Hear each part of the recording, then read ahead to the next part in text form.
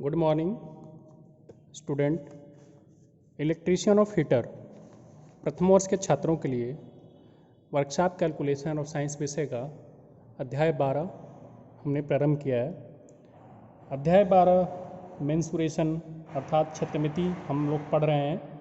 इस अध्याय का आज ये तीसरा वीडियो लेक्चर है अर्थात तीसरी वीडियो क्लासेस है। इससे पहले इस अध्याय पे 2 वीडियो क्लासेस हमने दे चुके हैं, जिसमें हमने आपको वर्ग के क्षेत्रफल, परिमाप और विकर्ण के बारे में सब अच्छे तरीके से समझाया। उस पे हमने आपको कुछ उदाहरण सहित प्रश्न हल कराए। उसके बाद हमने आपको कुछ असाइनमेंट दिया था और फिर उसके बाद हमने आयत की प्रॉपर्टी आपको बताया, आयत के गुण बताया कि आयत की परिभाषा क्या होगी, आयत का विकर्ण कैसे निकालेंगे, क्षेत्रफल कैसे निकालेंगे, परिमाप कैसे निकालेंगे। इन 3 बातों पे प्रश्न पूछे जाते हैं। आज हम आपको जो कल आयत में समझाया गया था उस पे कुछ उदाहरण कराते हैं हल। तो पहला प्रश्न देखिए, एक आयत का क्षेत्रफल, परिमाप और विकर्ण ज्ञात करें। प्रश्न में पूछा गया है कि एक आयत का क्षेत्रफल, परिमाप और विकर्ण ज्ञात करें जिसकी लंबाई और चौड़ाई क्रम से 144 मीटर, 144 मिलीमीटर और 60 मिलीमीटर है। अर्थात आपको आयत का क्षेत्रफल ज्ञात करना है, परिमाप ज्ञात करना है और विकर्ण ज्ञात करना है, जबकि आपको लंबाई जो 144 mm है और चौड़ाई जो 60 mm है दिया गया है। तो सबसे पहले आप याद करें, वीडियो क्लासेस 2 में हमने आपको बताया था कि जो आयत का क्षेत्रफल होता है वो लंबाई गुणे चौड़ाई होता है। आयत का क्षेत्रफल का सूत्र क्या होता है? लंबाई गुणे चौड़ाई। तो यहाँ से हम क्षेत्रफल निकाल लेंगे, लंबाई गुणे चौड़ाई कर देंगे, अर्थात 144 में 60 का मल्टीप्लाई कर देंगे। तो 144 में जब हम 60 का मल्टीप्लाई करेंगे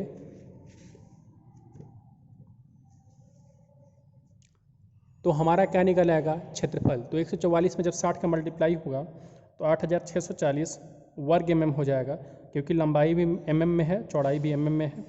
तो mm में mm का गुणा होगा तो mm स्क्वायर हो जाएगा। तो क्षेत्रफल क्या आ गया? 8640 mm स्क्वायर, मतलब वर्ग मिलीमीटर, जिसको mm स्क्वायर को आप वर्ग मिलीमीटर भी बोल सकते हैं।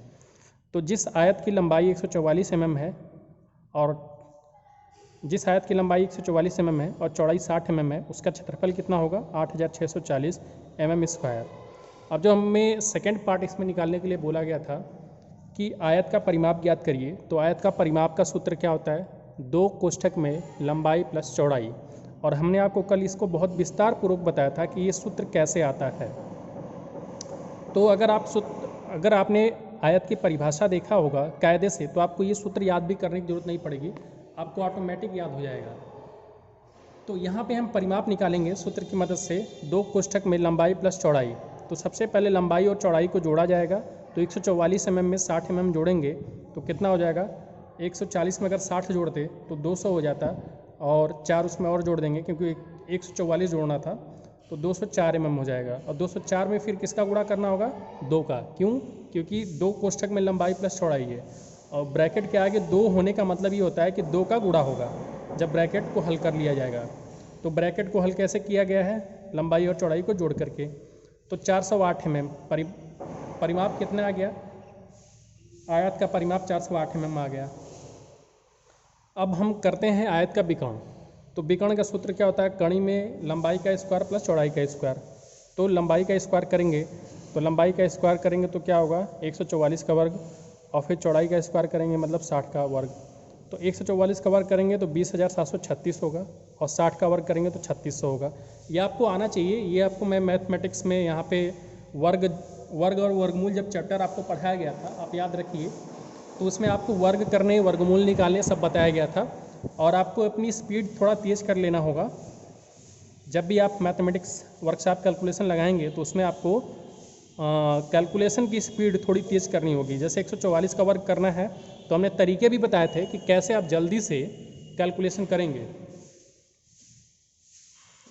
तो 144 का वर्ग आपने किया, 20,736 आया। आप याद रखिए, इस ए और बी का रूल लगा करके आप मौखिक इसका वर्ग निकाल सकते हैं। और यहाँ पे 60 का वर्ग करेंगे तो 60 का वर्ग करने के लिए सबसे पहले आपको क्या करना होगा? 6 का वर्ग और डबल जीरो उसके साथ लग जाएगा। तो 3600। अगर आप दोनों को प्लस करेंगे तो 24,336 हो जाएगा और इसका वर्गमूल निकालना होगा तो 156 यहाँ पे mm लिखना होगा, क्योंकि सारी जो बीमाएँ हैं मतलब लंबाई और चौड़ाई mm में ली गई है तो परिमाप भी mm में ही आएगा। तो यहाँ पे विकर्ण का मान कितना आ गया 156 mm। तो आयत का विकर्ण हमने निकाल लिया। तो ये प्रश्न बहुत ही आसानी पूर्वक हल हो गया है, जिसमें हमने आपको क्षेत्रफल भी ज्ञात करके दिखा दिया। क्षेत्रफल कितना आया 144 mm में 60 mm का गुणा कर दिया है तो क्षेत्रफल आ गया 8640 mm स्क्वायर। तो ये आपका पहला आंसर हो गया। दूसरा उत्तर क्या है परिमाप, तो परिमाप 408 mm आ गया है और विकर्ण कितना आ गया है 156 mm। तो मैं आपसे ये कहना चाहता हूँ कि जिन बच्चों को समझने में थोड़ी भी दिक्कत आ रही है वो पूरा का पूरा स्टेप एक बार दो बार वीडियो पॉज करके या बैक करके देख लें, ताकि आगे जो असाइनमेंट मिलेगा आप स्वयं से हल करने के लिए योग्य हो जाएं। तो यहाँ तक इस प्रश्न को पूरे ध्यान से समझ लीजिए, इसका स्क्रीनशॉट भी ले लीजिए आपको जहाँ पे नहीं समझ में आया है। देखिए मैं बहुत बेसिक से चल रहा हूँ ताकि जो कमज़ोर से कमज़ोर बच्चे हैं और जो पढ़ने में अच्छे हैं सबके लिए जो है क्लास चले। तो यहाँ से आपने समझ लिया। अब अगला हम क्वेश्चन शुरू करते हैं।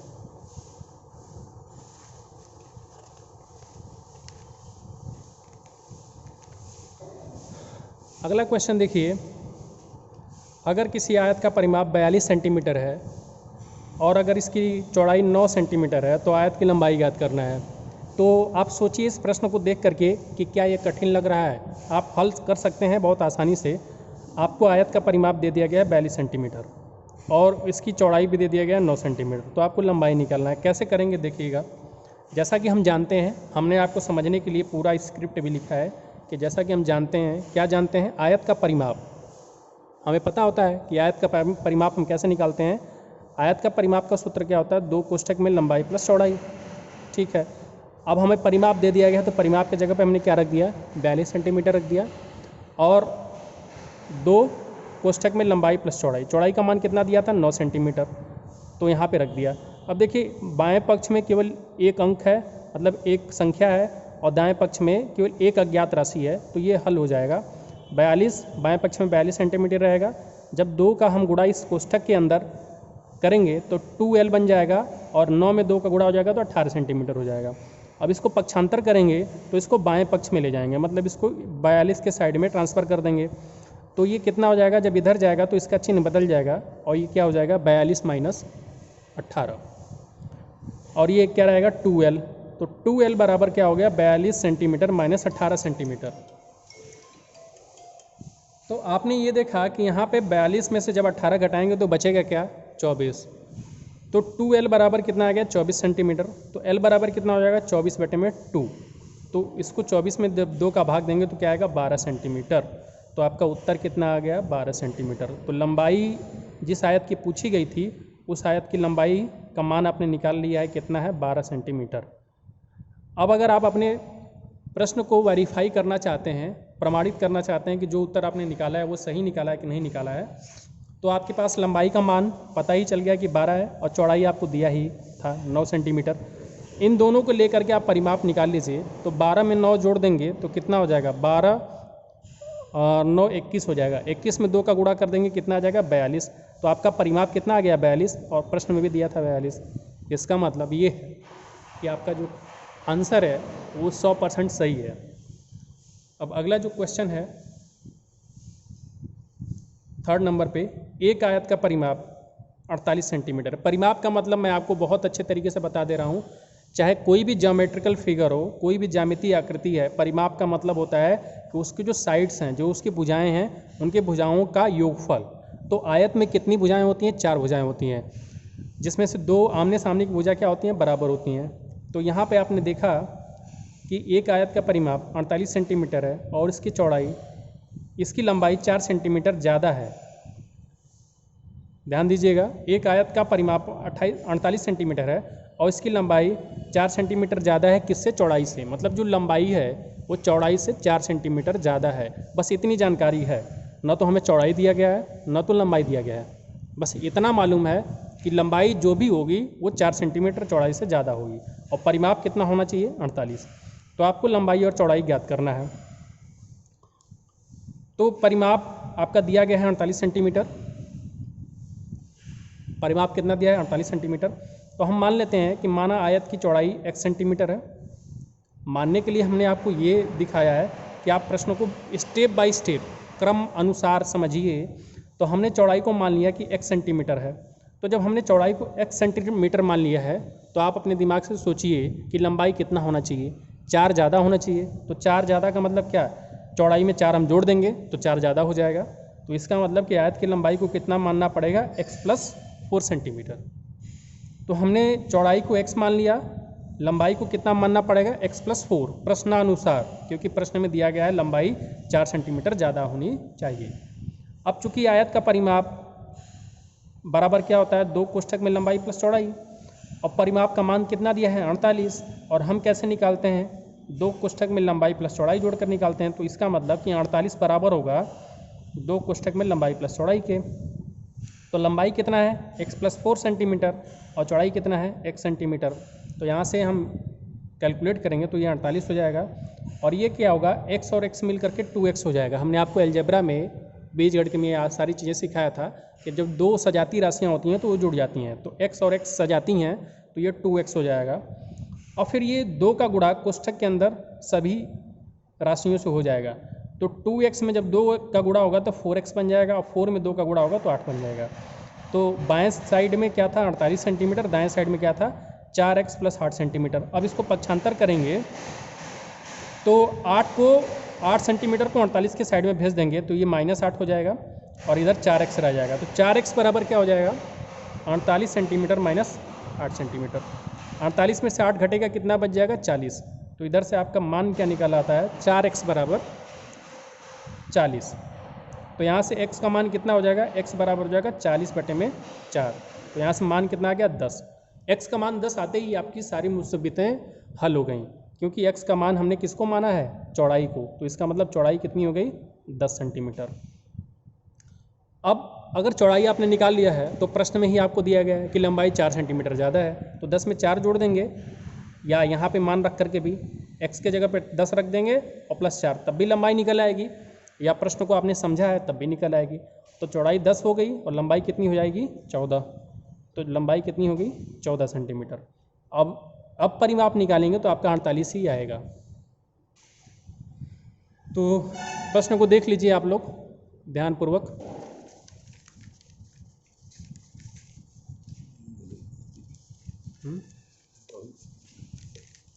तो यहाँ पे आपने ये देखा कि हमने आपको ये तो समझा दिया कि x का मान कितना आ गया था? 10 सेंटीमीटर।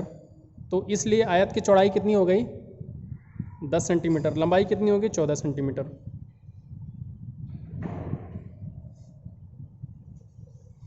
अगला प्रश्न है कि 50 सेंटीमीटर × 20 सेंटीमीटर आकार के कितने आयताकार टुकड़े एक शीट 1000 सेंटीमीटर × 500 सेंटीमीटर से काटे जा सकते हैं?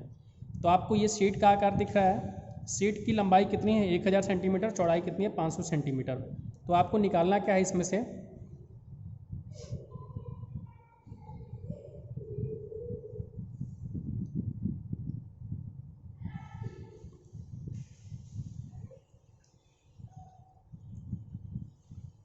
देखिए, एक आयताकार शीट है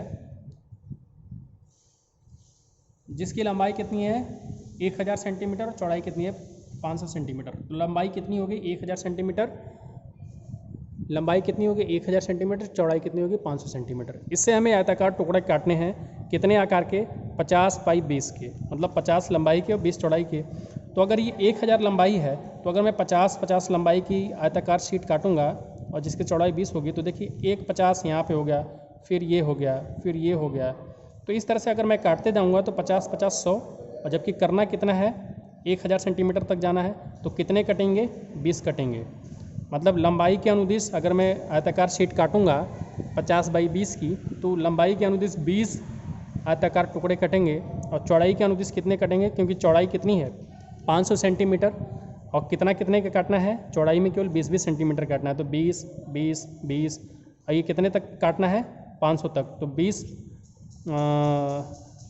20 दूना के 40, तो 25 कट जाएगा। तो इधर से कितना कट जाएगा? 25। तो इधर से आपका 25 कट रहा है, चौड़ाई के अनुदिश 25 भाग कट रहा है और लंबाई के अनुदिश 20 भाग। तो टोटल कितना हो जाएगा 20 गुणे 25, कितना हो जाएगा 20 गुणे 25, तो 500। तो टोटल कितने पीस कटेंगे 500 आयताकार टुकड़े आराम से एकदम एग्जैक्टली कट जाएंगे। अगर 1000 सेंटीमीटर और 500 सेंटीमीटर मतलब 1000 सेंटीमीटर बाई 500 सेंटीमीटर का कोई शीट मेटल है और उससे हमें 50 बाई 20 सेंटीमीटर का टुकड़ा काटना है तो 500 टुकड़े कट जाएंगे। तो ये तो हमने जनरल अंडरस्टैंडिंग बता दी कि कैसे प्रश्न को हल कर सकते हैं, लेकिन अगर आपको इस प्रश्न को हल करना है थ्योरेटिकली तो कैसे हल करेंगे देखिएगा, मैं आपको बता रहा हूँ। सबसे पहले आपको काम क्या करना होगा कि पूरे शीट का क्षेत्रफल निकाल लीजिए, जो शीट आपको शुरुआत में दी गई है जिससे कि आपको टुकड़े काटने हैं। तो जिस आकार का टुकड़ा काटना है, जिस आकार का टुकड़ा काटना है उसका डायमेंशन क्या है 50 बाई 20 का है, मतलब 50 सेंटीमीटर लंबाई 20 सेंटीमीटर चौड़ाई ये है।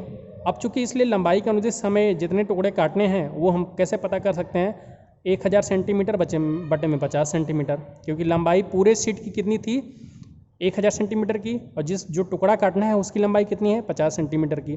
तो 1000 में 50 का भाग देंगे तो हमें पता चल जाएगा कि लंबाई के अनुदिश ये 50 सेंटीमीटर का टुकड़ा कितना कट सकता है, तो 20 कट जाएगा।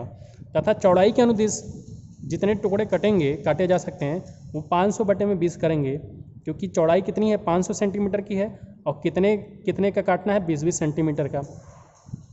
तो 500 में 20 का भाग देंगे तो कितना आएगा 25, इसका मतलब 25 चौड़ाई के अनुदिश भी कट जाएंगे। तो लंबाई में 20 कट रहे हैं, चौड़ाई में 25 कट रहे हैं। और चूंकि ये आयताकार शीट मेटल था तो 25 में 20 का गुणा कर देंगे तो हमें कुल टुकड़ों की संख्या पता चल जाएगी। इसलिए कुल टुकड़ों की संख्या 20 गुणे 25 बराबर कितना आएगा 500। तो ये हमारा उत्तर हो गया जो हमने आपको समझाया था उसके हिसाब से। अब एक तरीका और होता है कि सबसे पहले जो आयताकार टुकड़ा है पहले शीट का हम क्षेत्रफल निकाल लेते हैं शीट मेटल का। तो शीट मेटल की लंबाई कितनी थी 1000 सेंटीमीटर और चौड़ाई कितनी थी 500 सेंटीमीटर। इसका गुणा कर लेंगे तो कितना आएगा इकाई दहाई सैकड़ा हज़ार 10,000 लाख 5 लाख वर्ग सेंटीमीटर शीट मेटल का पूरा क्षेत्रफल था। तो शीट मेटल का कुल क्षेत्रफल कितना था 5 लाख वर्ग सेंटीमीटर। तथा जो आयताकार टुकड़ा काटना है तो एक टुकड़े का क्षेत्रफल हम निकालेंगे। तो एक टुकड़े का आकार कितना है 50 सेंटीमीटर गुणे 20 सेंटीमीटर का। तो एक टुकड़े का क्षेत्रफल कितना हो जाएगा 50 गुणे 20 कितना हो जाएगा 1000 वर्ग सेंटीमीटर। अब जब हमें पता है कि एक टुकड़े का क्षेत्रफल 1000 वर्ग सेंटीमीटर है और हमें काटना किस में से है 5 लाख वर्ग सेंटीमीटर में से, तो हमें 5 लाख वर्ग सेंटीमीटर में 1000 का भाग दे देंगे तो हमें कुल टुकड़ों की संख्या पता चल जाएगी। तो 5 लाख वर्ग सेंटीमीटर बटे में 1000, तो ये कितना आ गया 500 टुकड़े। तो कुल टुकड़ों की संख्या कितनी होगी 500। तो हमारा उत्तर कितना हो गया 500।